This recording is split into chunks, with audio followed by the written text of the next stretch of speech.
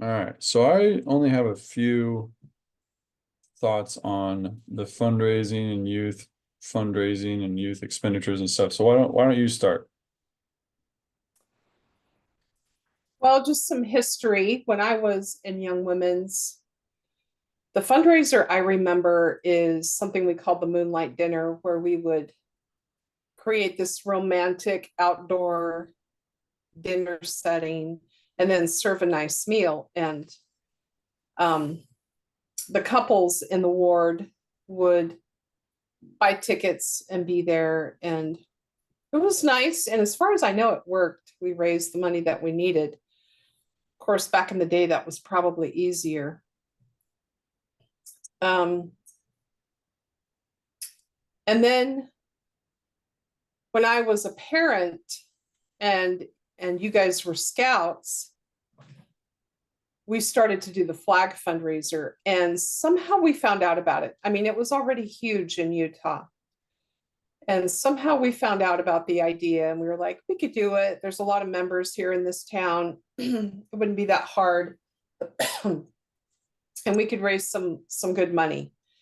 And so I called some people that I knew in Utah that did that fundraiser and just found out from people how they were doing it. And of course, in Utah, or especially Utah Valley, your wards are just a few blocks. And so the youth just follow a pickup, as it goes around the block and you post the flags. But anyway, we invested in it. We bought the flags, the rebar, and the scouts went out and sold the service. And we were doing 6 holidays. And after I got out of it, like after we aged out of scouting, they bumped it down to 3 holidays, which I thought was lame, but there were fewer young men. And it was chronically difficult to get families to do that on their holiday. And they don't do it anymore? No. Wow, I didn't know that. They stopped doing it a while ago, I guess. Yeah. And in the meantime, the young women start doing the auction. And the young women are having like crazy success, raising way more money than they need. And so the young men tried to beg their way into it. And the Yeah. young women finally caved after, I don't know, 2 or 3 years.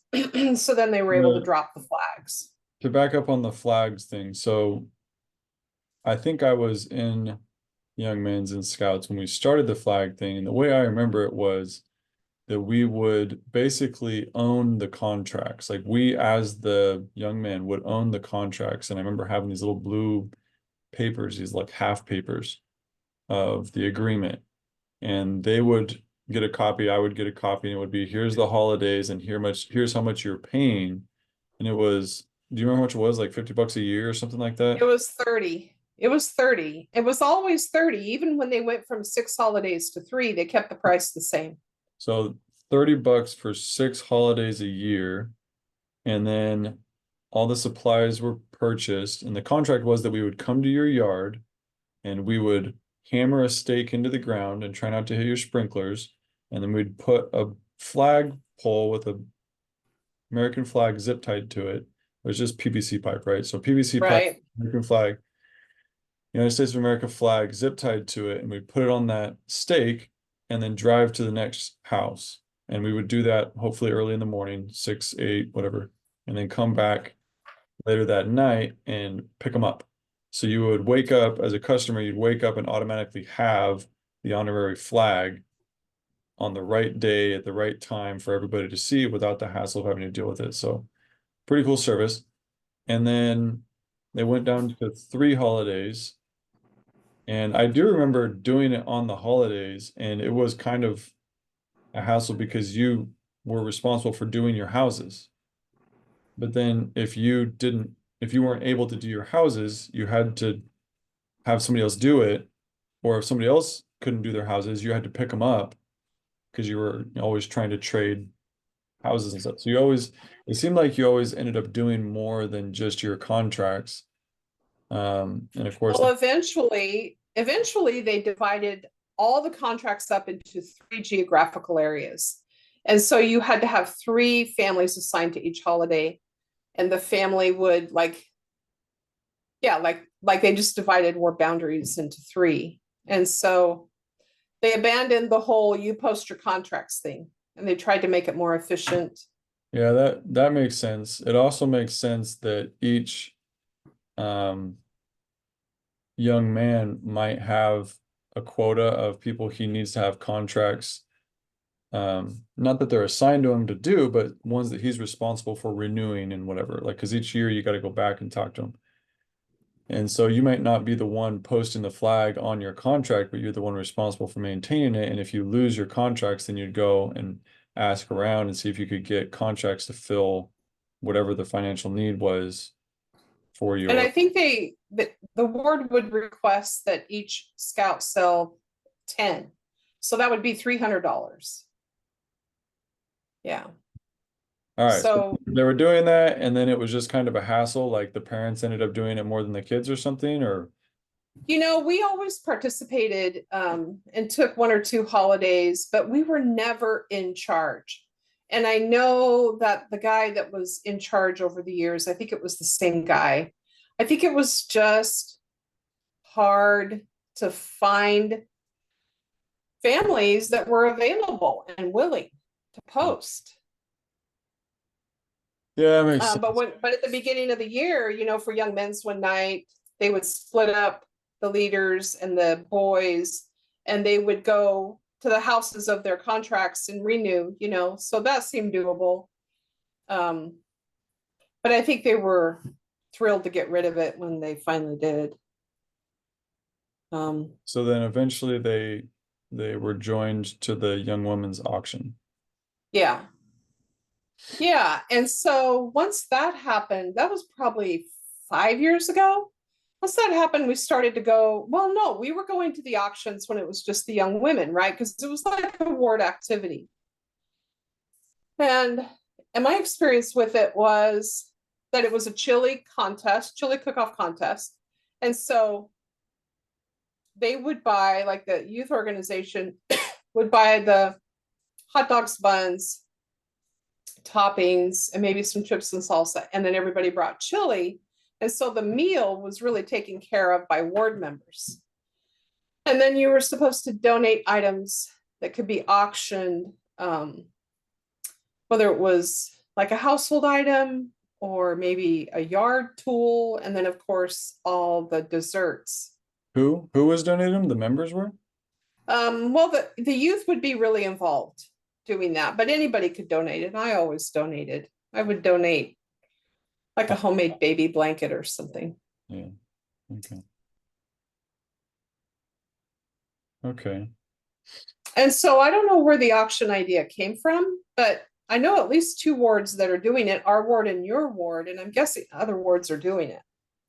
Yeah, I haven't kept track of like how many or where, but it seems to be pretty common. Like when people talk about it, it's not like it's a surprise. What? You guys do what? Like people are pretty familiar with the concept and why and whatnot. We have a Long Branch in our stake, and they do an egg roll fundraiser every year, and the whole stake participates. I mean, they advertise throughout the stake, which is, I think, against policy, but they do anyway, and they're so good that everybody orders, and so they don't have a problem. Like And one it's of the wards, like a tamale cell where you're just like yeah, oh down, yeah, like you're writing yeah, down orders and then one night you just like make a whole bunch and give them to everybody. yeah. Okay. And then the other day there was a ward that had a yard sale in the church parking lot, and I think that was successful. Yard sale, bake sale. And I've seen spaghetti dinners. Oh, maybe those were the schools that did the spaghetti dinners where you would sell a spaghetti dinner for like $10 and then you'd show up and get it, or they would deliver it, for, in a little takeout thing. Hmm. So let me tell you my experiences with the auction. So the first time we went, I think we've only gone 3 times. The first time we went, we spent between Dad and I, we spent $200. Yeah. I couldn't believe it. I mean, it's kind of like eBay where you just get swept up in the bidding and people at the table are pressuring you. Come on, go higher, you know. And so I wrote a note to myself because I have a way of writing notes down so I can see them in a year and not forget them. And I wrote a note to myself, do not spend any money, or if you do, just a little bit of money. So the next year, I was very careful. Do We not spend probably any money. spent 40, $50. And this last year we were careful too. But it's an auction. So it works on you psychologically. You know, there's Yeah, a reason that auctions work. yeah, they're dangerous. And the first time I really thought about it, 2 years ago, we had a young family at our table, a single mom who has two kids, who's on government benefits, raising her kids, and lives in housing authority housing. I mean, she does so well and is doing a wonderful job raising her children, but no disposable income. And it was her first time. She came to the auction, it was her first time. We had all eaten this very salty meal, chili, hot dogs, chips. I mean, it's salty for a reason, even if they don't do it consciously. And then they start auctioning the desserts. And it takes a few minutes for this mom, and she's a good friend of mine, to realize what's going on. And she says to me, is there no dessert that's part of the meal? And I said, no, you have to buy your dessert. Now, if I had been on my game, I would have just bid on something early on and just brought it to the table and we could all had some, right? Yeah, Um, but when she realized that that was the deal and saw the prices and how a plate of brownies was going for $50, $60, they just left. I mean, that model was not going to work for them. yeah, So, so that was the first time that I really thought about it. And then this last time, Dad was really looking around the room at the people that were not bidding. And some people have the resources, right? They just don't want the sweet treat or they're not interested in playing the game. yeah. I think they learned the lesson that you thought of the first time around, and they were like, "I've made too many mistakes. I'm not doing this again." Yeah, I'll make my $20 donation. I don't need anything for it. Yeah, And and there, but there are people, definitely people who are sitting there who don't have the means. And, and there's one family in our ward, their oldest just hit AP camp age and they don't have disposable income. And towards the end, you know, when there were like three or four things left and they're raffling something that's not high end, you know, it's not one of the big luscious desserts. He grudgingly raises his hand like this, you know, like he knows at this point he needs to do his duty, you know, make a contribution because now he has a child going to camp. yeah, But it's killing him, right? Because he just knows yeah. it's not good for the budget.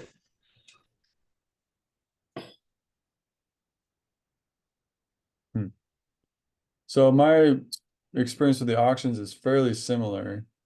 Well, first off, going back to the flags, that model that of fundraising is genius. I think it's just the wrong product. And so in terms of like probably talk about this in a minute, but like what the ideal fundraising model is, it's much closer to flags than it is to auction.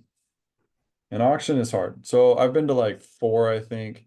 And the first one, I think we spent $300 on like just probably $400 or spent $300 on $40 of product, something like that. And and I was like, yeah, it goes to a good cause. And then I'm mentally like remembering all the other contributions, and I'm like, We just paid for like 3 girls' camps auction. Like this doesn't make any sense. And then the next auction, we did better. I think we spent like $100, but I'm still, it's still uneasy. Like things are weird.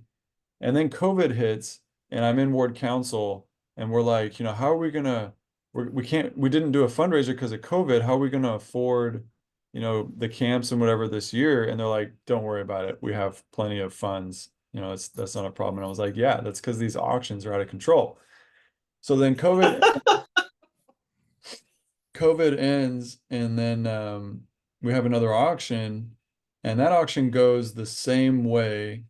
And then I have a friend tell me like I'm not going to those auctions anymore because they're just no fun. Like I can't afford anything. Like one cookie's going for $20, and I'm looking for a plate for like $10. And there's like random stuff. I mean, we have some people that are making homemade jewelry type stuff that's going for hundreds of dollars. And then there's like little, a plate of brownies is going for $50, and he's looking for something, for $20, and it just doesn't make any sense to him. And I'm thinking about it, I'm like, yeah, that is a problem. It's only fun, there's 100 people in the room and it's fun for 20. And it's just flat out annoying for 20. And everybody else is kind of in between, like just there for the entertainment, basically. And I said something to the youth, and they were already thinking about it. So was the ward council, like, how do we do this different? And then they did the most recent one, which was an auction, young men, young women, and it was homemade items only, meaning that the youth had to make whatever it was that they were trying to sell. They had to make it by hand, whatever they were trying to sell, which means it was going to be really hard to get these really high priced items. The other thing that was an advantage, that 90% of the things, easily 90% of the things were desserts. And there was a ton of them. There was like 20, 25, maybe 30 desserts, which is great because you've got a whole spectrum. You've got the expensive desserts, the cheap desserts, and there's a bunch of cheap desserts. So the people who want to spend 10 or $20 on a plate of cookies have that option. There was lots of people that normally wouldn't be able to buy anything were able to buy something because there was a whole bunch of desserts. Somebody buy a plate of cookies, come to the table, and we'd all like share the cookies and stuff. So that was pretty cool. It's still a problem in my mind that needs to be solved because um, it still is not fair. There's still people that can't participate the way they want to. And the bidding usually starts high because it's a charity auction. It's not like, you know, an estate auction. It's a charity auction. And so the bidding typically starts high, and we try to be generous. And it's usually plenty generous. And one of the comments that I heard that I thought was reasonable, even though the delivery may not have been great, was that there's some things that should not be auctioned off because there's no follow through, like a service of some kind, like, hey, I'm gonna come mow your lawn and things like that. And that's really hard. And that whatever it is needs to be something that the youth are putting effort into. Like if it's dad's old hammer set and they're gonna take that, like they're not putting any effort into auctioning off their parents' stuff. So it doesn't really make sense. Um, and then, okay, so that's my take on the auction. And then I was gonna change subjects. So any thoughts? Okay, hold on. We attended your auction, and during cleanup, I was walking back through the hallway, and one of the two young women's leaders, sorry, it was two sisters. Two young women's leaders were standing there, and I heard one of them say, oh, I can't remember what she said about it, but she was talking about the people that couldn't bid. And it was, she said something like, well, the people that don't have the money to bid, it's all right. Like she was trying to make it okay, Make it okay that they there are weren't people. able to contribute to the youth fund? Is that kind of well, that they don't have the means to bid, to participate in the auction. Like for them, it's just award meal and entertainment. So it's But if okay they, that they don't get anything. yeah, I mean, I wish I could remember exactly what she said, but that was the conversation that she was having with the other sister, was this uncomfortableness of people that would like to bid and have dessert at their table, but Or even just contribute and have something to show for it. oh wait, that's what she said. That is what she said. She said people that can't bid can just make a donation. That's what she said. Yeah. And as I walked by, I thought, yeah, but not get anything for it. Yeah. Um, Yeah, like except a word activity. they had, yeah, and a free meal, etc. So, Our ward does silent auction as well. So they have tables around the culture hall where they have items like baked goods, but household items with a sheet of paper and a pen. And you can bid. Sometimes it's toys, sometimes it's a framed picture you don't want anymore, that kind of thing. And that is a place where, I mean, most of those items don't go for a lot. and the silent So options are nice because it doesn't have the same psychological game. But like in terms of the dessert thing, if they just made one little tweak, it would help everybody. And that is that you have 30 things you're auctioning off. And then on the side, you have the little tiny miniature cupcakes or even medium cupcakes or whatever that are just for sale for $1 a piece. yeah, So if you want something, a dessert, you just go over and you put down your $10 and you grab 10 cupcakes and you go back to your table. yeah, yeah. Something as easy as that um, could solve some of those little problems. But you want that sweet tooth working for you, right? Um, So maybe you get your $1 cupcake at the end, then they finally open that up. Like if you didn't get your sugar kick, then come over and lay down $1 and you get a cupcake. at the end, yeah. Okay, so here's me changing subjects.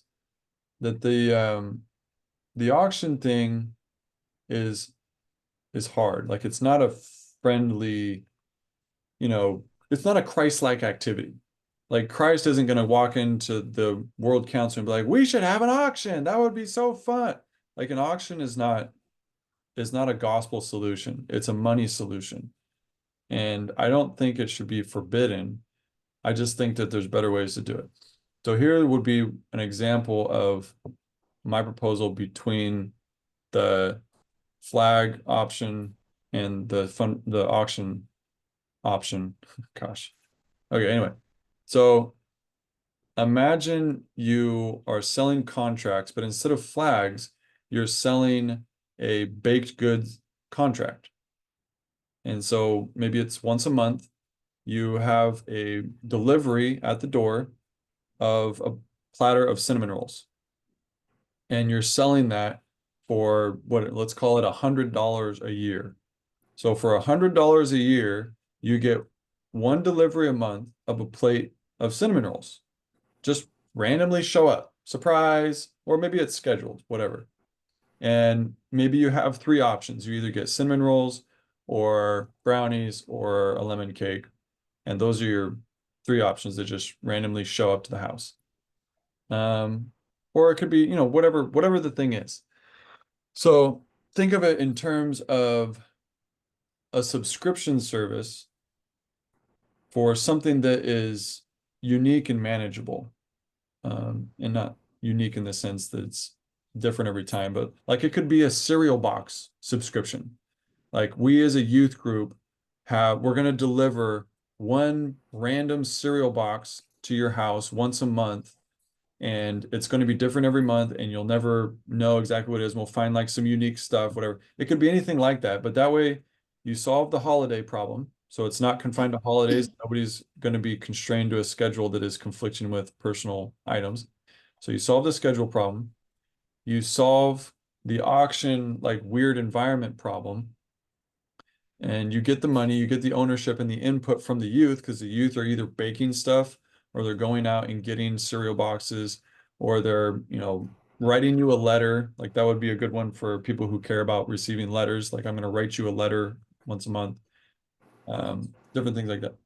So they're giving input, and then of course you can still have the whole auction environment with like the food and the activity where you're just having it's just another fundraiser event without the auction because you've already got the monthly gig. So now you've got once a year you're doing like a spaghetti dinner where it's $10 for a plate of spaghetti and you can raise money that way too. Like it's it's getting rid of the awkwardness of the auction while maintaining the fun of a party and the money of the flags or the money of the baked goods, whatever it is that's driving the money. So that would be my proposal to make all of that fit together in a more Christ-like, productive way. All right, I'm pausing there. Any thoughts? Um, yeah, that's an interesting idea. It would require management throughout the year, right? Like you talked about the service-oriented things that are auctioned off. Like we always bid on one young man coming to mow our lawn. And I'm the one that makes that happen, right? I come home, I write it on my to-do list, and it stays on my to-do list until he gets over here and mows the lawn. He's young enough that he needs the experience, so that's part of it too. But if you have, see, we already have a built-in accountability structure for a monthly activity, which is the mutual night. What do they call them now? The youth night, whatever, on Wednesday nights. So the first Wednesday of every month, all the youth get together and they bake a bunch of crap and go deliver it. Like that is built in. Yeah, that works. That totally works. So something I also thought about is that back in the day, we used to do more fundraisers a year. And then at some point, when you were all in scouting, the church issued a policy that said one fundraiser a year. One fundraiser a year. And that's pretty much what it is now. I mean, our ward follows that. I don't know if it's still a policy, it might not be in the handbook anymore, but Yeah. our ward follows that. And um, and also we don't do scouting anymore. I mean, I would like to do an episode on scouting, but we don't do scouting anymore. And scouting was expensive. Oh yeah. Like I remember when your aunt used to live in town and she was a den leader. She was the Webelos leader. And she was hyper focused on advancement and all the Webelo pins. And she was determined that the boys would get every pin in the year that they were in Webelos. And she just did this screaming good job at that. And but then it becomes a problem. She's serving her ward and our ward, right? So she's got both wards, both all the boys from both wards coming. And so I'm in scout committee and we're discussing finances, and her program is causing a problem because the awards are so expensive. I mean, that's one thing about scouting is that the little pins and ribbons and patches and everything are expensive. And so the fact that she has this raging program becomes a problem for the scouting budget. And I remember telling everybody, I don't know what you're going to do if you're going to tell her to tone down and give her a quota, like you can't do more than one pin a month. Okay. And is that why? So my next topic was actually going to be why are we doing fundraisers at all? But let's see. Okay, let me tell you another experience. One of my sister-in-laws is Stake and Women's president nearby, and and she had her first meeting and she had young women there. And she's like, we have to figure out ways to save money with inflation. It's just gone nuts. We cannot ask the young women to pay this much to go to girls' camp. We need to find places that we can cut. And she says, well, what about t-shirts? And the young women are like, you mean the shirt that I just wear for pajamas after girls' camp? And she's like, yeah, maybe we don't need to do t-shirts. And then the other leaders that are in the room are like really resisting that. Like, oh no, that's tradition. We've done that for decades. And the t-shirts are so special and we collect them. And they cost And $2 a piece. so the young, because the young women were not interested in the t-shirts, they cut the t-shirts and that really helped their budget. And then they moved on to other things, you know, where they might cut. So, you know, there are things that we used to raise money for that we don't raise money for anymore. We used to raise money to build chapels. Yeah. We used to raise money for the ward budget. Like you had to make a donation every year for the ward budget. And the church slowly over the years has picked up those things. I don't know if they'll ever pick up camp because it's expensive. Well, it's expensive. See, this is where my, like, I haven't seen any of the finances and stuff. I don't know what this looks like, and nobody probably knows it, you know, sufficiently to answer all my questions. But girls' camp is something like $100 or $200 per girl, right? It's not $1,000 per girl. And that's a lot of money for a fundraiser if I'm baking cookies. $100 in cookies that's some work. For a 14-year-old mowing lawns, $100 is, you know, it's a pretty good amount of work. But for me as a tithing payer, $100 is not a lot of money. Like I'm already paying $5,000 in tithing, $10,000 in tithing, whatever I'm paying in tithing, $100 is nothing. And so the idea that $100 should be a lot to a ward budget is kind of dumb. So there's something else going on that I am unfamiliar with, you know, like for example, it's important for the wards to be fundraising just to maintain that skill set, just to maintain the ability to fundraise, to maintain the perception that the ward is responsible for raising funds for different things. Like it's not that we actually need the money. Because like the girls are going to raise, let's say $1,000. Maybe let's call it $2,000. They're going to raise $2,000 to go to girls' camp. And everybody's going to put in the work and be like, yeah, we raised the money to go to girls' camp. That's great. How much did you raise? $2,000? Oh, that's all you needed? Because we're actually getting like $200,000 in tithing in this ward every year. So you guys should have just asked. Like it's literally 1% of the budget goes towards girls' camp and you guys would be set. You would never have to do fundraising ever again. Like this it doesn't make any sense.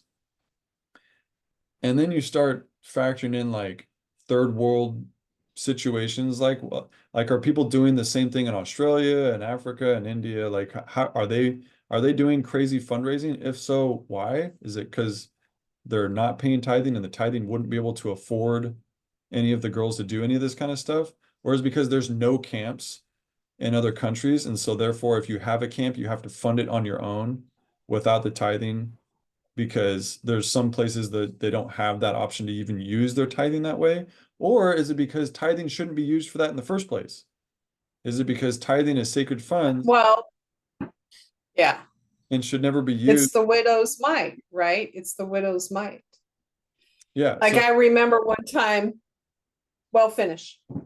So is the tithing only to be spent on certain things and the camps fall outside of that? And if so, what is the proper way to pay for spiritual activities? Like, for example, if there's a youth super activity and they go to, where do they go? Medford or whatever they go. It's somewhere close that has a temple. So they travel half a day to do the super activity. They do a bunch of fun stuff and then they go to the temple. Okay.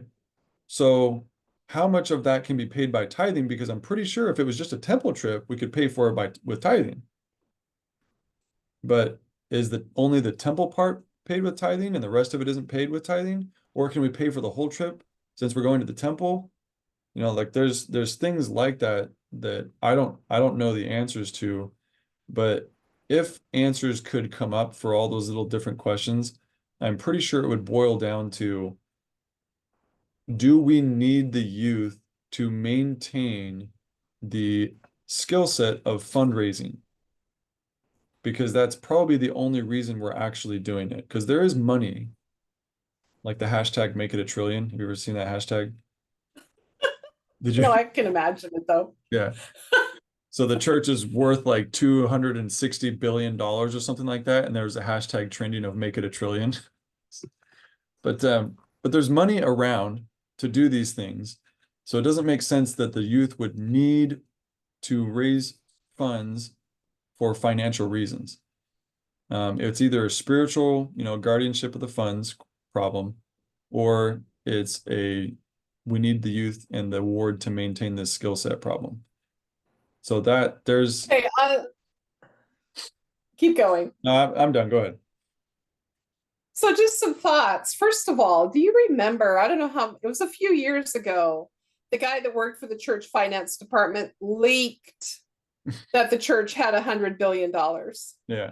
And the church just scrambled, right? All of a sudden, I'm seeing all these posts on church social media about all the humanitarian work that they're doing and the partnering that they're doing, blah, blah, blah. They're trying to smooth it over. And it was a big deal. I mean, when that got leaked, it was a big deal. Everybody's like, oh, well, not everybody, but a few people. And it was national news. Yeah. And here we are a few years later, make it a trillion. I love how that dynamic is changing. Yeah. And I think it's your generation. It's your generation that's doing that.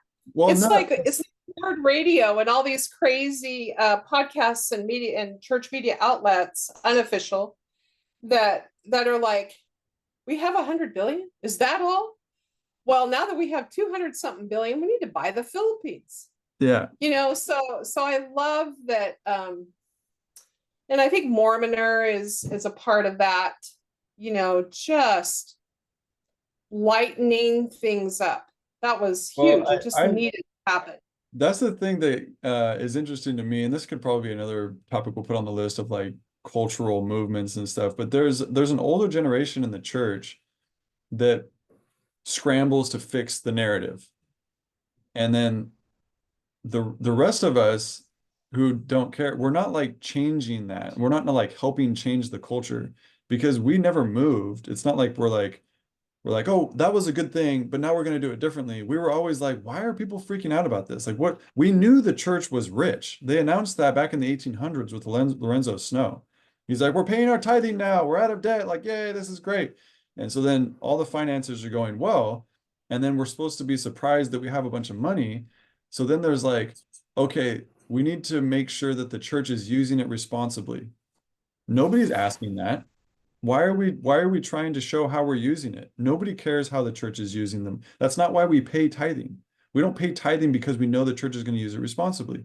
And then they say, oh, we need to show them that we're using it responsibly because if they find out we have a bunch of money that's just sitting there doing nothing, they'll stop paying tithing. Oh yeah, that's why we pay tithing, you old farts in the church office building. We pay tithing because we think the church needs our money. Yeah, that's what we think. No, no, that's not why anybody's paying tithing. So the idea that like the church needs to do anything to fix the narrative of the church finances is a joke. Like you don't see the NBA teams going out and be like, just so everybody knows, we're buying new jerseys every year. So when you buy a ticket to the basketball game, that's what's paying for our jerseys. No, nobody cares. That's not why they're buying tickets. They're not buying tickets for jerseys. They're not buying tickets for new stadiums. They're buying tickets for the entertainment. We pay tithing because we believe in tithing, in the law of tithing. So anyway, yeah, that whole thing, we could probably do it. We should do a different episode. Let's not spoil everything here. Yeah. Yeah. But back on tithing, when you talked about the sacredness of it, hold on, let me close the door.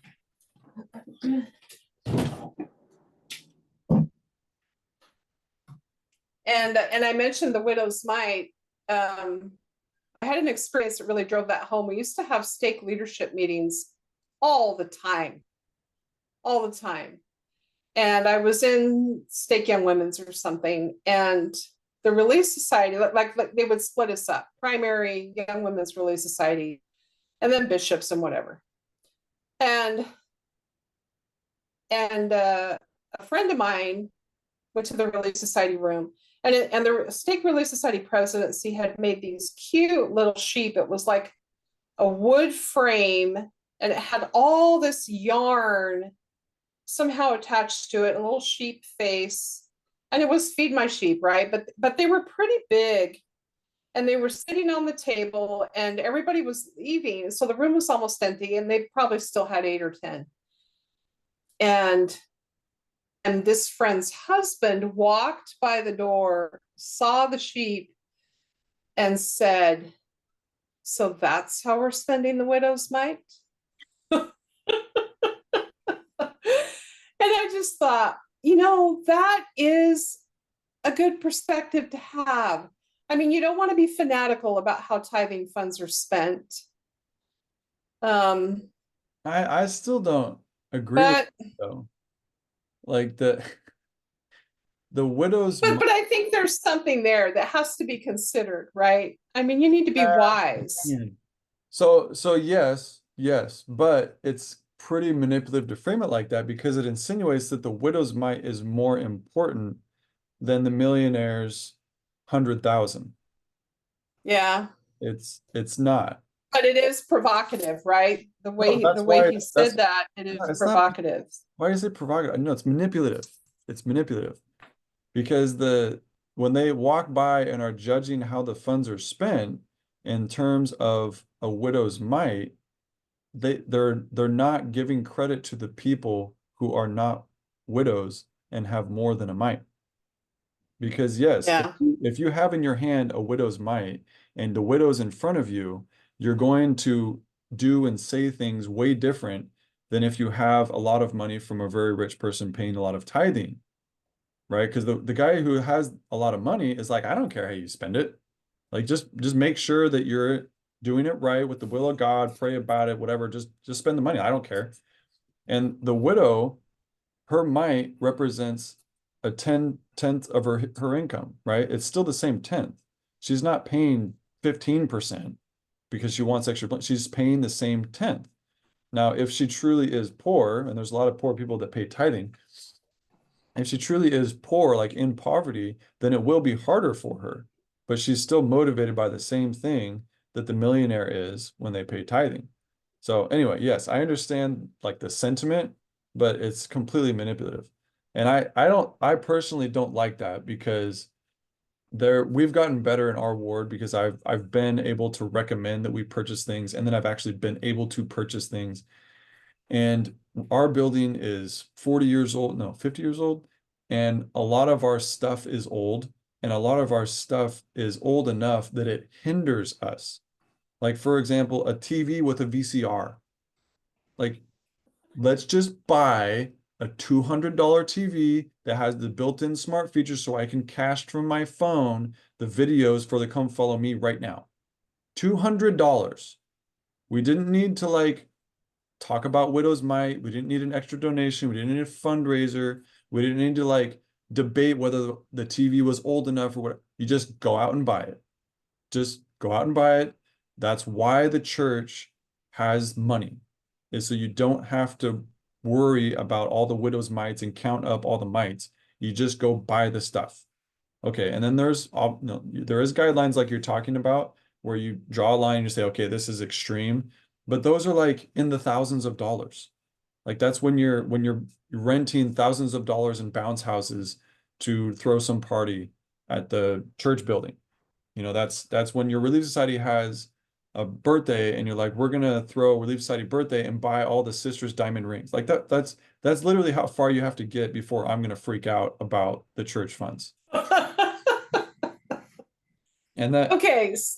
the weird thing about that is that it is proportional to the tithing that is coming in. So for example, I bought a $200 TV for the ward, or somebody did. $200 TV for the ward. And I am a steward of those funds, and I know that that is within reason, and if I have any questions, I can talk to the locals and see if I'm within reason. And if not, I'll get in trouble for it. But if there's a little branch out in the middle of nowhere that has very little tithing coming in, and they order a $200 TV off Amazon, and it's like $100 shipping to get it out to the middle of nowhere, like that's a huge mistake because you have a responsibility to guard the funds of not only your branch, but also all of the other branches and wards that you're pulling money from in to support, which doesn't mean don't do it. It doesn't mean don't buy the expensive TV for your little branch. It means that you better do it carefully. I suggest that you talk to somebody, talk to Bishop, talk to stake president, district president, whoever it is, and make sure that you've thought about the pros and cons and you're really being careful with those funds because it is out of balance with what you're contributing. I mean, that's why when you go to a third world country, they build church buildings, they build meeting houses, and they're not giant stake centers with wood floors and air conditioning because the people that are going there are going to be 20 to 100 people in size, and they're all making like $20,000 a year. And it doesn't make sense to plop $1 million building down on people that aren't able to maintain it and so forth. All right. So one other thought, when I was in Stake Young Women's, we would still do the big activities, right? The super activities, the big youth conferences, and so on.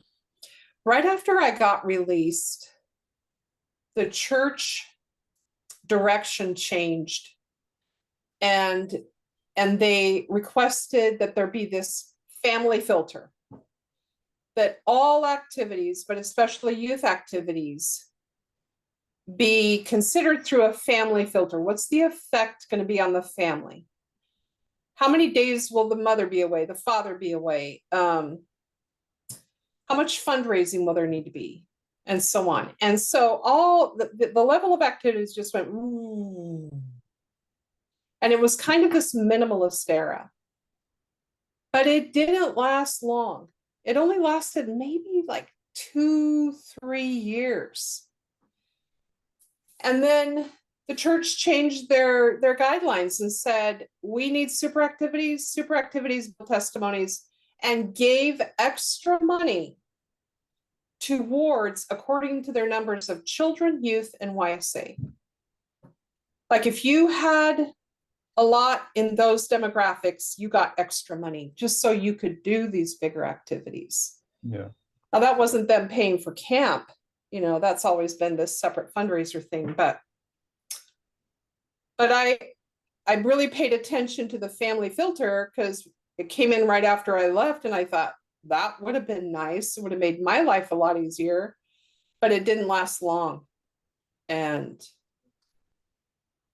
I think we've been in the super activity, big youth conferences. I think we've been in that phase since then. That's probably been 20 years. Yeah, and I think there's a lot of value to them, but I'm like fundraising in general, I do not believe is a skill set. I think you're basically training people to be con artists. Like when my daughter was in public school for a year, they had some stupid candy bar fundraiser come home and you're like selling candy bars for $1.50 a piece. And I said, take your candy bars back to school and ask them how much money you're supposed to raise, and I'll just pay it.